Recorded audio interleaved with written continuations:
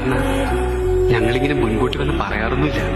പിന്നെ തോന്നുമ്പോ അങ്ങ് വരിക എന്നുള്ളതാ. എന്നിട്ട് തോന്നുമ്പോ പോവുകയും. അങ്ങനെയാ, അങ്ങനെ വേണമെന്നാ പ്രമാണം. പക്ഷേ ഭാമയുടെ അടുത്താവുമ്പോ എല്ലാം തെറ്റുന്നു.